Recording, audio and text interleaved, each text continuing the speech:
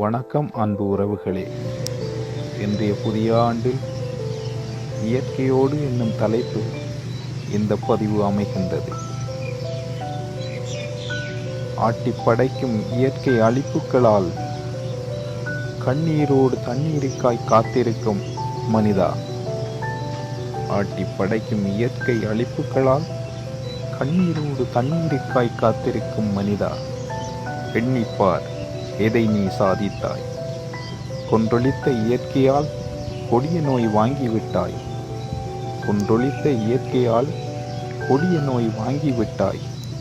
இன்னும் இருமாப்பா, கொஞ்சம் நில். உன் வரட்டு கௌரவத்தை விட்டுவிடு.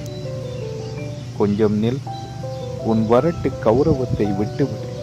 அதுதான் நற்பயன் விளைவிக்கும். இனியாவது இயற்கையோடு பயணிக்க பழகிவிடு. இன்னும் உன்னை நம்பியபடி இயற்கையாய் நான். என்றும் நன்றியுடன் வன்னியூர் சேமமடி சிதம்பரம் சிவா. நன்றி, வணக்கம். மற்றும் ஒரு பதிப்பில் உங்களை நான் அன்போடு சந்திக்கின்றேன். நன்றி.